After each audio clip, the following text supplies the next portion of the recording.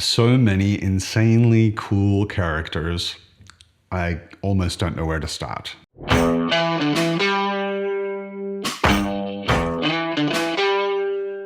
Welcome to Malazan Books, where I talk about fantasy mostly, science fiction sometimes, and comics occasionally. Obviously, if you've seen anything on my channel pretty much ever, I am obviously a big Malazan Book of the Fallen fan.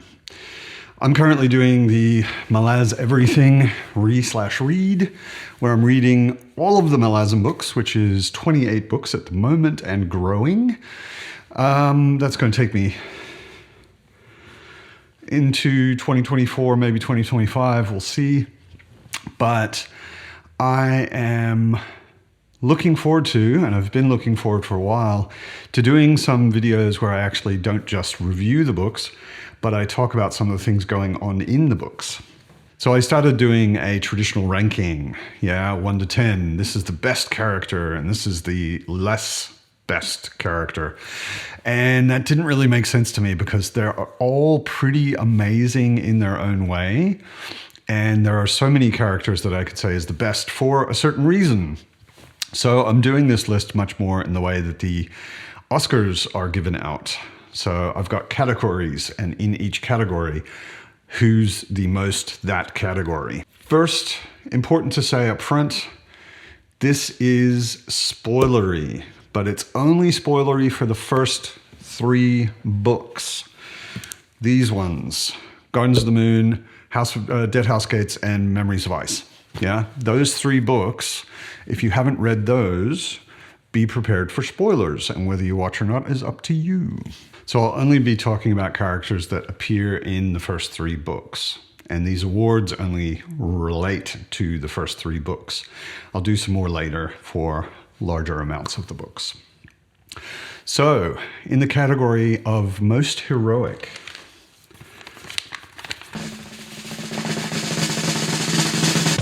Coltane. Coltane is, to me, without a doubt, the most heroic character in the first 3 books. He isn't that much of a character in a way. You don't get to know him very closely. We never have a POV from Coltane. We never get inside Coltane's head, but he's just stoically trying to do the thing he's been told to do, which is bring all of the refugees to Aran. He just keeps going. He just keeps having amazing strategic and tactical ideas. And no matter how grim things get, no matter how horrible, no matter how many people have died, no matter how the odds are stacked against him, he just keeps going. And I think he's the most heroic in a way, partially because of that, but also because he's doing this for other people. He's not trying to win glory or be some kind of hero of legend. He's just trying to get all of these helpless people from one place to another as safely as possible. And he could also maybe win in the category of most tragic because his end is horrible. Yeah, it's within sight of the goal. He does manage to achieve what he was meant to achieve, which is amazing and heroic. He gets all of the refugees into the city, but then is betrayed multiple times by multiple people in quick succession and killed rather horribly, although his soul is taken by the crows. So we'll see what happens with that. So, in the category of most badass in the first 3 books, that would have to be Kalam. Kalam Mekar. Kalam is insanely tough and insanely smart on a personal one-to-one kind of level. The scene of him getting into and out of the discussion with the Empress, where pretty much all of the Claw are trying to stop him, trying to kill him before he can get away. And he's just knocking him down one after the other. It makes the Claw look actually maybe a little too amateur.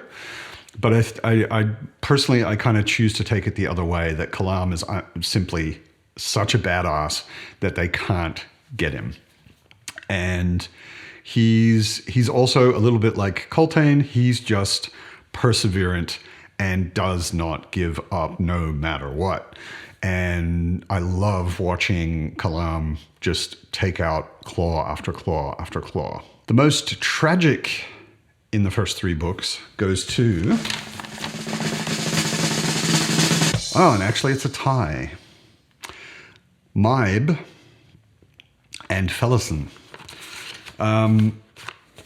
It's, in a way, it's kind of sad to me that the really, really tragic characters are women, but the Maib is, she doesn't actually do almost anything in any of the books. She gives birth to Silver Fox, kind of pretty much against her will. It's a magic pregnancy. She's too young. She's never even slept with a man, as far as I remember. And she ends up pregnant with Silver Fox. She gives birth to Silver Fox, and then Silver Fox is draining her life force to grow faster. So Silver Fox is maturing and growing and becoming a full-grown woman in a fraction of the time it takes normal people. And to do that, she is draining her mother's life force. And her mother, the opposite of her, becomes old far faster than she should, and is just constantly suffering to the point where she can't walk. She's being carried on the chain of dogs in a cart or a wagon, and nobody really knows what to do with her. And the only person who consciously does anything good for her, a lot of people kind of want to, but they don't know what to do. The only person who actually does anything really good for her is Krupp. And we don't even know what Krupp is, or where he's from, or how he does all the things he does and knows all the things he knows. But he gives her some jewelry, which helps with the pain. He feeds her, he talks to her, he tries to explain to her maybe her role. But she is just suffering, and she goes from being something you think a mother should be, which is caring and loving and all of that, to the point where she more or less hates her daughter because her daughter is killing her slowly. And it always, every scene with the Maib just broke my heart.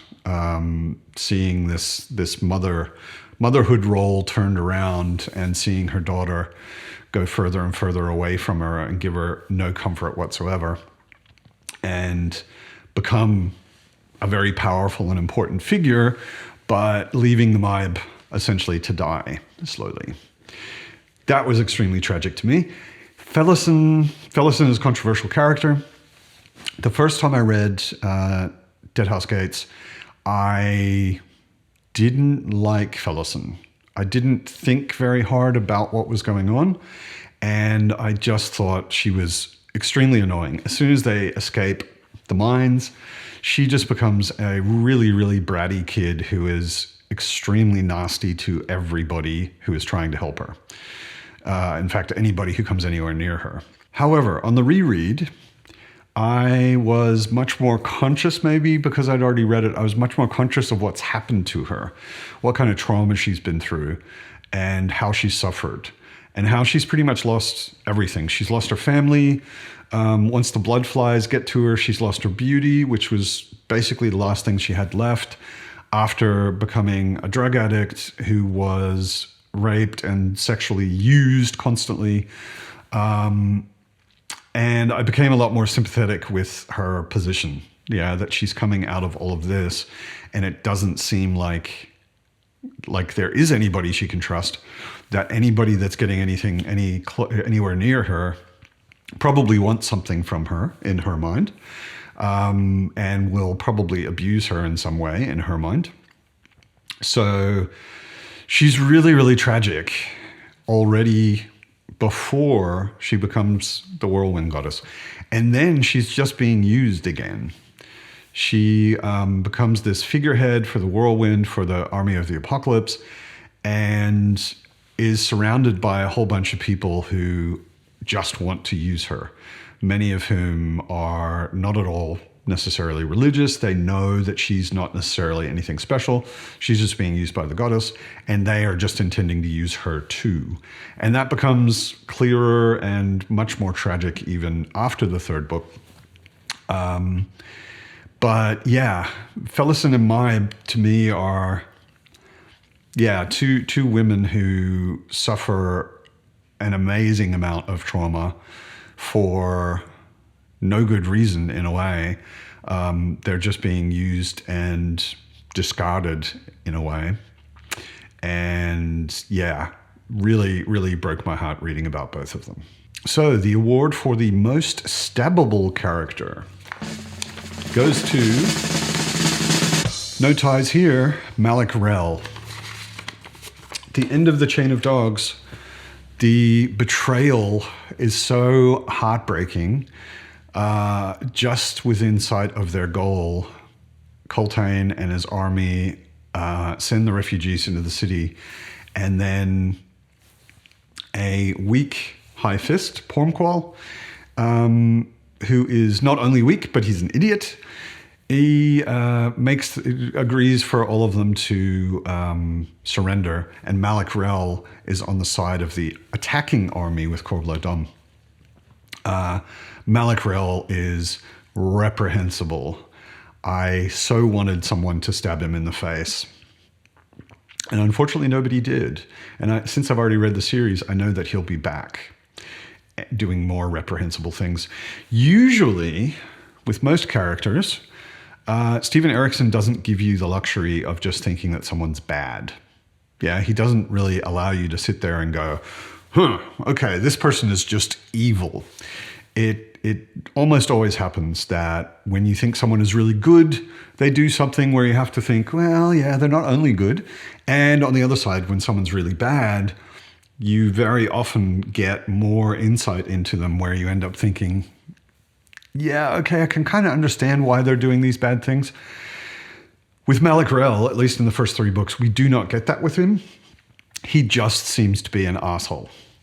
And if I would like to see Kalam stab anyone, it would be Malik Rel. The most hilarious character in the first 3 Malazan books, for me, is Krupp. A lot of people will agree or maybe not agree with this. Krupp is a divisive character. A lot of people don't like him, and the people who like him tend to love him, and I love him. Team Krupp, FTW. He is totally hilarious. He's hilarious because of how he talks, obviously. He constantly talks about himself in the third person. He constantly is, I guess his speech could be called purple prose. He just speaks eloquently on the one hand, confusingly, but intentionally confusingly on the other hand. And there is so much wit in how Krupp is written. And on top of it, he always seems to know something that the people he's talking to don't know. So that always makes for extremely funny, to me, situations. I always look forward to when Krupp turns up. He's just hilarious. So the award for the most what the fuck character goes to, also Krupp. The thing with Krupp is he's a slimy little thief, or actually fence of stolen goods and thief, who can do a little magic. Right? That's what we know about him at the beginning. That's what we get mostly in Gardens of the Moon. And he seems to be well connected. He has good sources of information, but he just seems to be kind of a slimy street kind of guy. Then we find out that he's the eel. So he is basically the secret mastermind who is, in a way, running Darujhistan. He's manipulating things. He's got all of the sources of information. He knows all of the important people. He's arranging for things to happen so that Darujhistan survives, basically. He's pulling lots of strings in the background. And beyond that, we eventually see him with the chain of dogs. We see Caladan Brood, whose hammer can wake a goddess, try and hit Krupp, and it just doesn't work. So, and as the series goes on, there's more and more stuff that we see with Krupp where I am left wondering what the hell he is. He seems to be more powerful than a high mage. He seems to hang out with and talk to, like in his dreams, elder gods like Krull.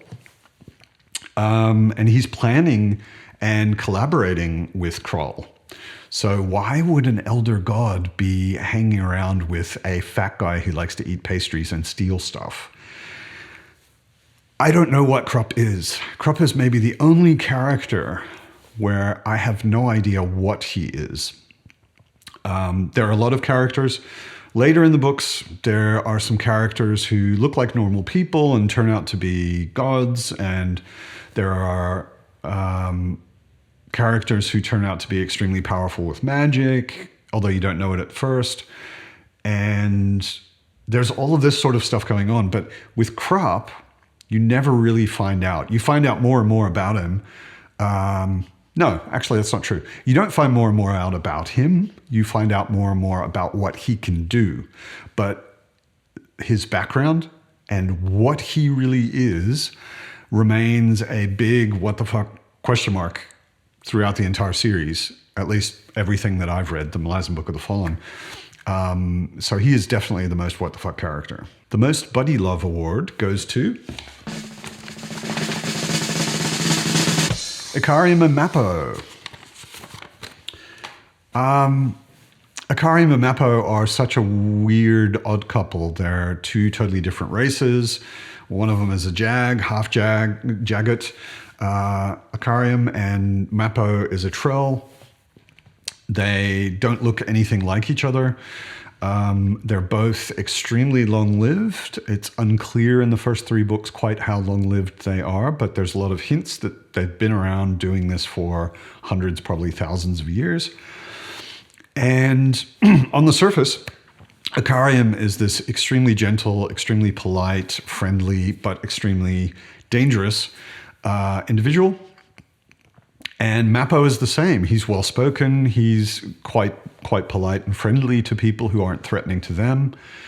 But slowly through the first 3 books, we find out that Ikariam can't be allowed to remember what he is or his background or what he's done in the past. And that Mappo quite regularly has to knock him out, and that Ikariam is somehow cursed that when he wakes up, he forgets.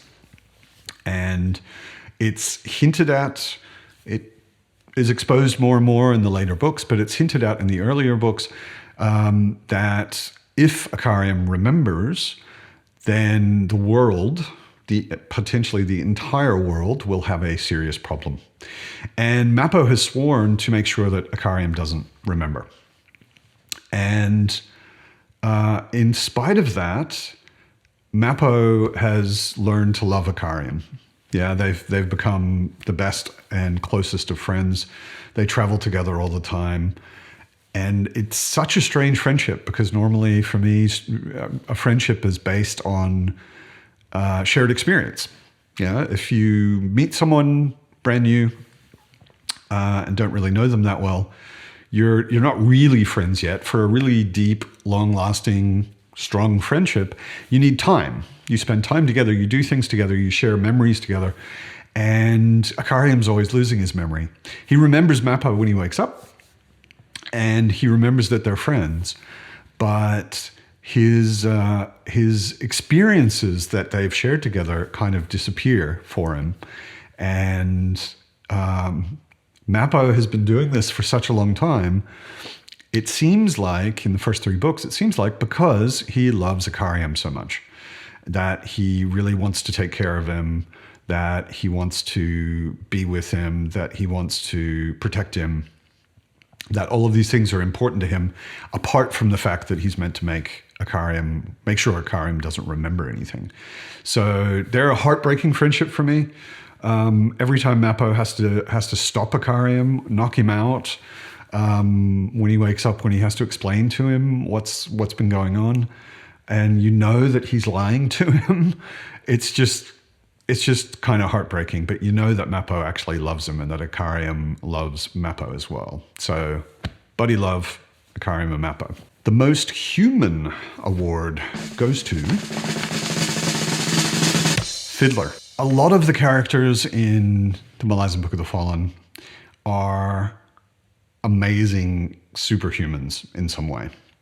They're not just human. Akarim and Mappo, who I was just talking about, Akarim is only half human. Mappo is not at all human. And they're super powerful, super good in fighting, amazing other things. A lot of the characters that turn up are not just human. Fiddler is just a guy. He doesn't have any superpowers. He's a little bit nuts because he's a sapper, but he's also really, really smart. And he's also extremely perseverant, that kind of grunt perseverance that you get from certain kinds of soldiers. He just keeps going, and his position in the Malazan world is a very human one. Yeah, he's constantly overshadowed by super amazing, even though they're quite human, legendary figures like Dujek One Arm and Whiskey Jack. And he's hanging around with Quick Ben, who is a bizarre mage who can do all of this crazy stuff. And Fiddler is just a normal grunt doing his job. And to me, he's one of the most sympathetic characters in the entire story. I love following Fiddler. Every time Fiddler turns up on the page, I'm like, yes, let's get back to Fiddler.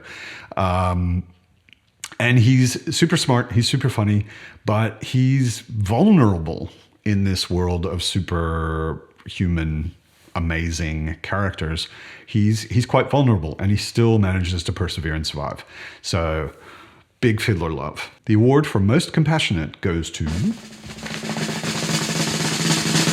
Itkovian. No surprise.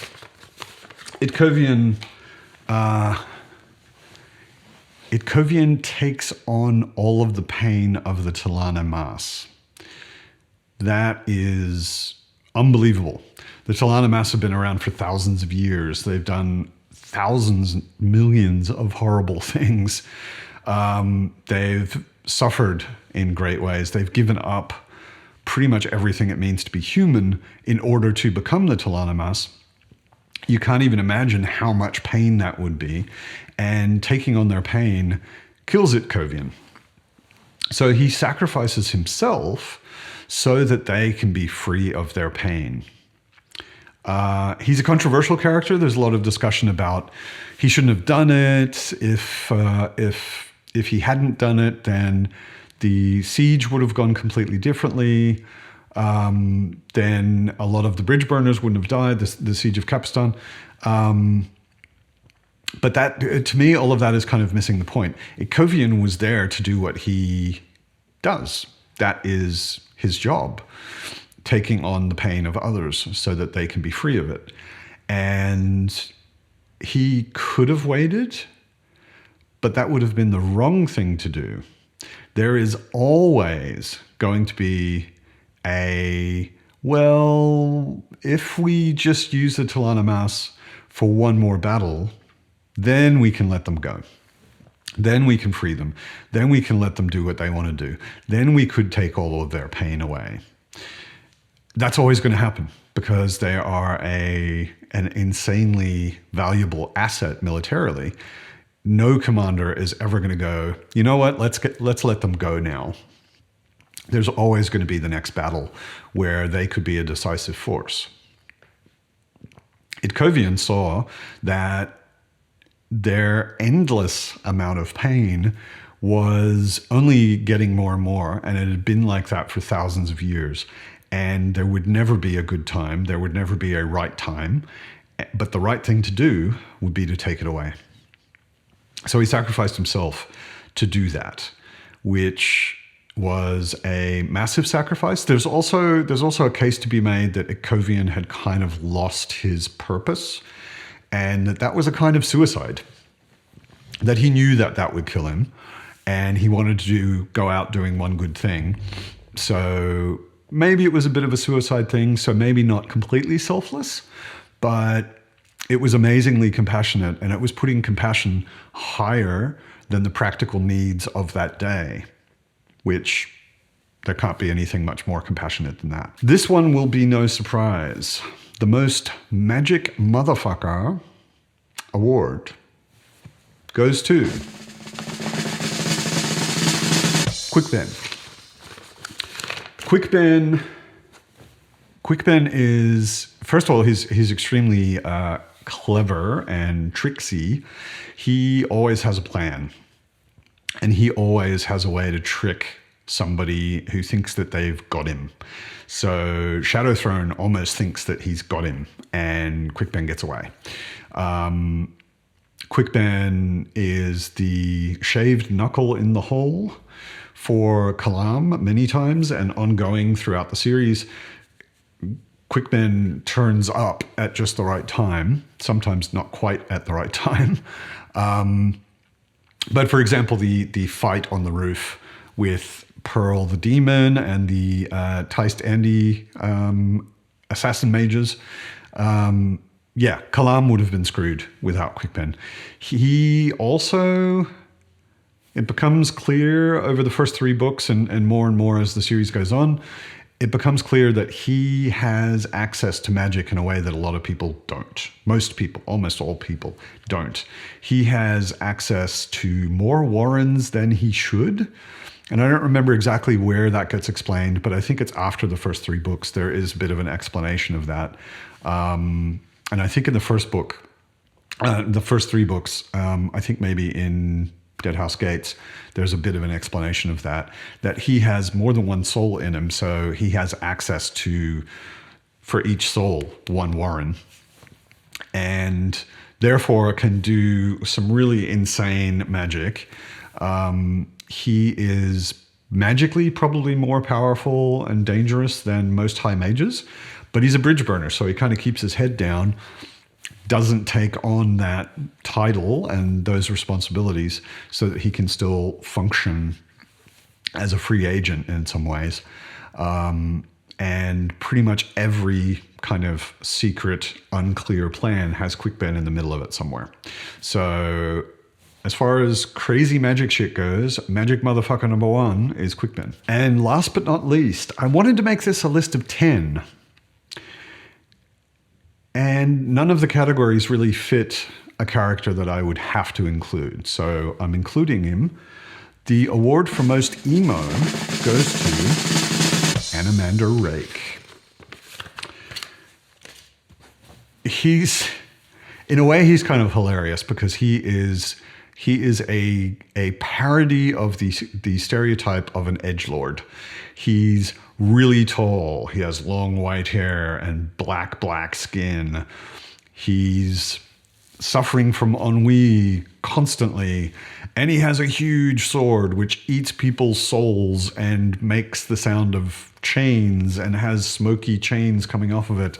And it locks you in a hell when it kills you. He's kind of the edgiest of edgelords. He lords an edge more than any edgelord has ever lorded an edge. He's all of that, but then he's also a really sympathetic dude. Like the friendship that develops between him and Whiskey Jack totally contradicts his super edgelord entrance at the beginning. At the beginning, I actually kind of rolled my eyes the first time I read Gardens of the Moon and Anamander Rake appeared. And I was like, oh my God, he's so edgy.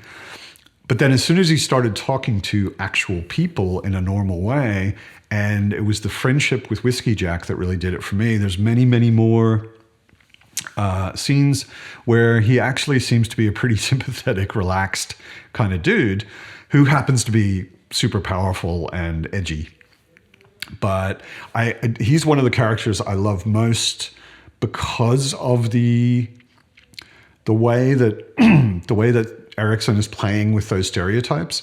That he set us up with basically Elric, who is a kind of nice guy, which Elric wasn't really. And there's this contrast between edgelord and friend of just some normal human, Whiskey Jack.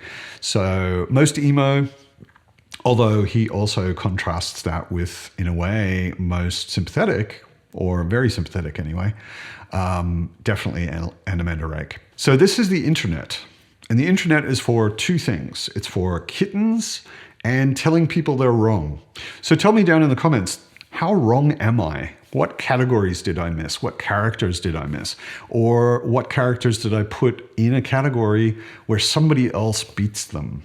I'm sure you have opinions about it. If you're watching this, I assume you've read the first 3 books of the Malazan Book of the Fallen.